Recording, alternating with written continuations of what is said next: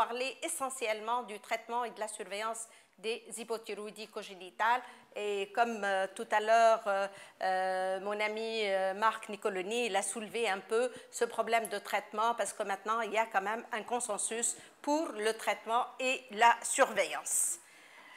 Donc là, c'est pour dire que c'est l'endocrinopathie la plus fréquente, avec une incidence donc quand même élevée.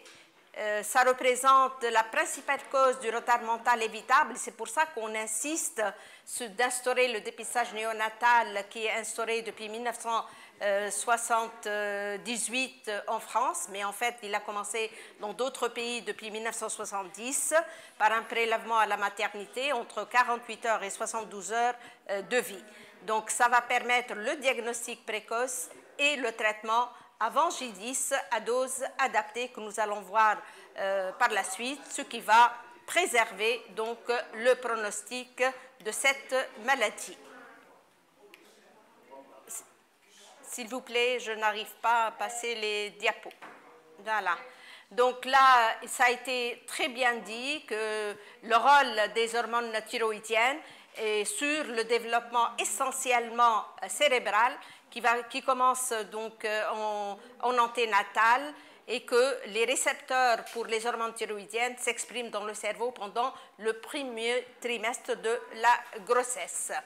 Et ces hypothyroïdies donc, se manifestent dans la phase vulnérable du développement cérébral. Donc là, c'est pour ça qu'il faut un diagnostic et un traitement précoce. Comme vous le savez, l'hypothyroïdie constitue une urgence diagnostique et thérapeutique. Donc, la classification des hypothyroïdies congénitales primaires repose sur 3 critères. La localisation de la pathologie, donc thyroïde, on parle d'hypothyroïdie congénitale primaire, hypothalamo-hypophysaire, d'hypothyroïdie congénitale secondaire. De la durée, si elle est persistante ou transitoire, et de la gravité, si elle est décompensée, donc TSH élevé, FT4 basse, ou bien compensée, TSH élevé et FT4 normal. Donc là, juste l'incidence, nous l'avons signalé, et puis les différentes formes étiologiques donc, qui sont dominées par les dysgénésies thyroïdiennes qui représentent 85% des cas et les troubles de l'hormonosynthèse, donc 15% des cas. La classification pathogénique et génétique de l'hypothyroïdie congénitale primaire. Donc là, ça vient d'être présenté par mes amis qui m'ont précédé. Pour la primaire, donc, il y a la persistante et la transitoire, et on a vu ces différentes formes. Le traitement, donc pratiquement il est le même, quelle que soit donc, la forme étiologique, quelle que soit la présentation. Donc ça, c'est précoce et de préférence, il faut instaurer dans les pays où il y a le développement donc les 15 premiers jours de vie. Et pour nous, où il n'y a pas de dépistage néonatal, devant toute suspicion clinique, juste donc après les prélèvements, il faut donc instaurer le traitement. Vous avez vu tous les signes que nous avons vus tout à l'heure. Donc, toute journée perdue dans cette phase vulnérable du développement cérébral pourrait donc entraîner une perte du quotient intellectuel. Donc, les objectifs de ce traitement, c'est de normaliser la FT4 dans 2 semaines, normaliser de la TSH au maximum à la 4e semaine et d'assurer un bon développement psychomoteur et staturopondéral. Donc, c'est un traitement qui est facile à donner, une prise par jour, ce qui va permettre l'adhérence à ce traitement, et c'est le traitement le moins coûteux de toutes les pathologies donc, endocriniennes. Les médicaments, donc là, nous avons en Tunisie la lévothyroxine, et un peu donc, dans le monde entier, c'est la LT4, c'est le traitement de choix. En France, il y a la forme goutte. Une goutte, c'est 5 gamma, mais c'est une solution qui est instable et gardée à plus 4 degrés. Sinon, il y a les comprimés 25, 50, 75, 125, 150 donc, microgrammes. Les doses, et là, on insiste donc vraiment de traitement. Les lévothyroxine reste le traitement de choix. La dose, c'est 10 à 15 microgrammes par kilo et par jour. Et pour un nouveau-né à terme de poids normal, il est conseillé de commencer le traitement avec la dose de 50 microgrammes par jour. Mais les doses sont variables en fonction de l'âge. De 0 à 3 mois, c'est 10 à 15 microgrammes kilo-jour. Et il faut effectuer un contrôle tous les 15 jours à un mois. De 3 à 6 mois, c'est 8 à 10 microgrammes kilo-jour. Et les contrôles, c'est tous les mois. Et de 6 à 12 mois, c'est 6 à 8 microgrammes kilo-jour. Et un contrôle tous les 2 mois.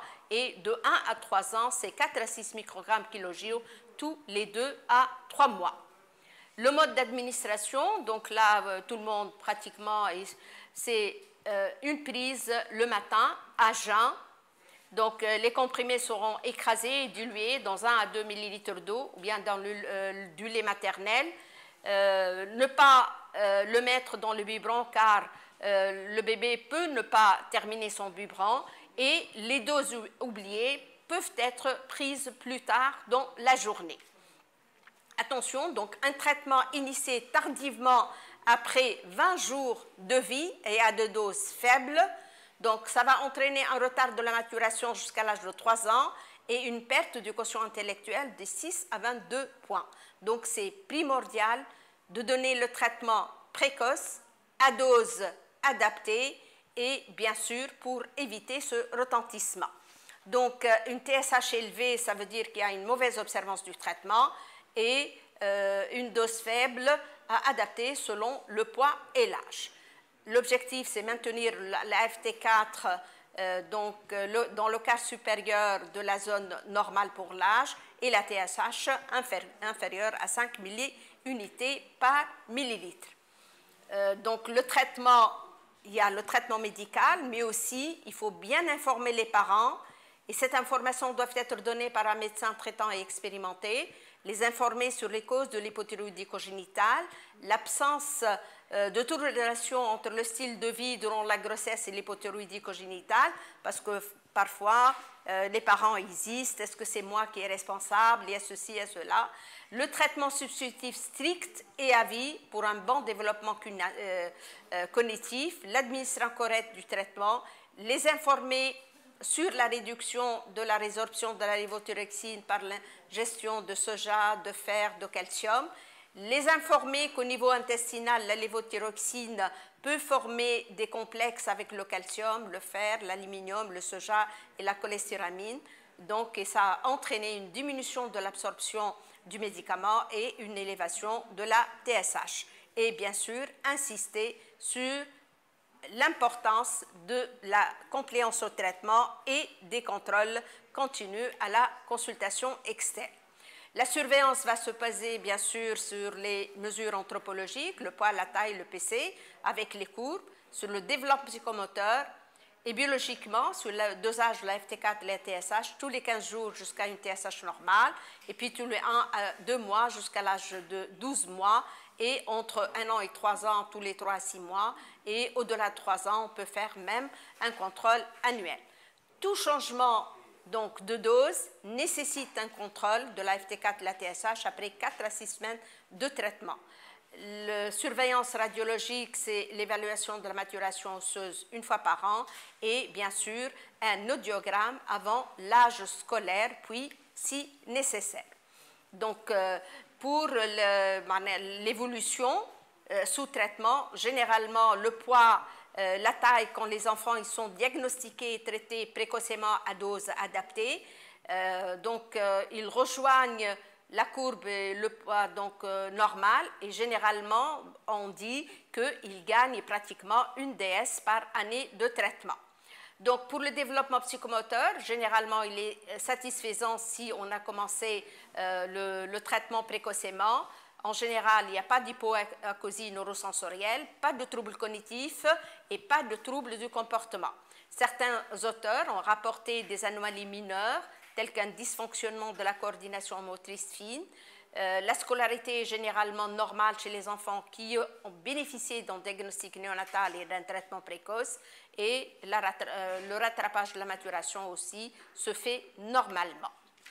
Donc, les résultats du dépistage donc, de l'hypothyroïdie, il a vraiment marqué un triomphe sur le plan de la santé publique, avec une moyenne de QI avant le dépistage de moins 86, après le dépistage elle est de 105, donc avec le pourcentage d'un QI inférieur à 70, donc qui a été observé avant entre 8 et 27%, il n'existe pas après le dépistage, et donc la prévalence elle est passée de 1 sur 6500 à 1 sur donc 2500. L'évaluation du diagnostic, maintenant elle est recommandée et même elle doit se faire en situation possible d'une hypothyroïdie transitoire, et comme vous l'avez vu dans la conférence du Dr Aloulou, maintenant donc ça atteint 30% pratiquement des hypothyroïdies avec glande en place. Donc là, il faut la faire après l'âge de 3 ans. On arrête le traitement pendant 4 à 6 semaines avec un examen biologique et radiologique. Et bien sûr, une scintigraphie chez les enfants sont bien sûr âgés au-delà de 3 ans. Et au titre de la confirmation de l'hypothyroïdie primitive, on peut effectuer une diminution de la dose de LT4 de 30% sur 2 à 3 semaines, puis contrôler la TSH. Si la TSH donc, reste supérieure à 10 milliunités par litre, c'est la confirmation de l'hypothyroïdie persistante, et donc ça va nécessiter un traitement à vie. Les facteurs à l'âge adulte qui sont associés à l'hypothyroïdie congénitale par rapport à la population générale, c'est l'association à des maladies chroniques. Donc en cas d'hypothyroïdie, c'est 5,7%, comparé à 2,9% dans la population générale. La surdité, 9,5%. L'obésité, avec IMC supérieur à 30, à 6,9%. Et bien sûr, le retard qui est responsable donc, du manque de travail, dont 9,3%. Les facteurs significativement associés à un plus faible niveau éducatif, c'est le sexe masculin, le niveau socio-professionnel des parents, la thyréose, l'adaptation des doses thérapeutiques, la comorbidité, bien sûr, s'il existe des maladies chroniques associées, telles que la surdité ou l'obésité. Donc, les recommandations sur le suivi, donc il n'y a pas besoin d'informer la crèche ou l'école sur sa pathologie thyroïdienne pour éviter la stigmatisation. Surveillance du développement psychomoteur et de la progression scolaire chez tous les enfants, et en particulier ceux qui présentent des formes sévères, absence donc, de point d'ossification au niveau du genou à la naissance, la T4 très basse et avec une TSH très élevée, la thyréose, le retard de normalisation de la TSH, le mauvais contrôle pendant la première année et le retard de diagnostic. Bien sûr, le diagramme avant l'âge scolaire et puis un examen ophtalmologique éventuellement aussi avant la rentrée scolaire. Donc là, c'est pour vous donner donc, les résultats de donc, deux séries d'expériences africaines qui sont quand même des résultats assez inquiétants. Donc, une étude du service de pédiatrie du CHU Checker de Sfax qui a porté sur 82 cas avec un âge de diagnostic qui est tardif. Les formes familiales, il y en avait 7. Et pour les étiologies, on a la thyréose qui est 7, l'ectopie 6 cas et les formes avec glande en place, donc dans 9 cas, là, c'est les personnes qui ont pu bénéficier d'une scintigraphie. Et là, vous l'avez vu, contrairement à ce qui est décrit dans la littérature, nous avons beaucoup plus d'athyréose que dans les différentes séries de la littérature. Et là, donc, nous voyons que comme le diagnostic a été tardif, le traitement donc par conséquent tardif, on a les enfants après un recul de 8 ans, il y a 56,52% qui ont un retard de croissance et le retard mental dans 9 cas, 11% dans 4 avec un retard mental sévère.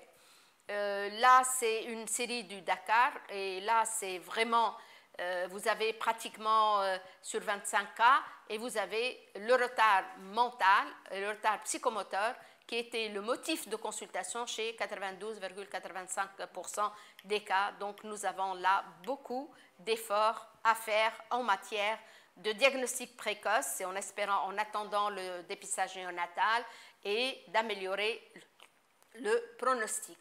Donc, on insiste sur la prise en charge et surtout sur les recommandations des doses de traitement, donc adaptées en fonction de l'âge et parfois en fonction de la sévérité de la forme clinique pour assurer une croissance staturo-pondérale correcte, un bon développement psychologique et une scolarité normale.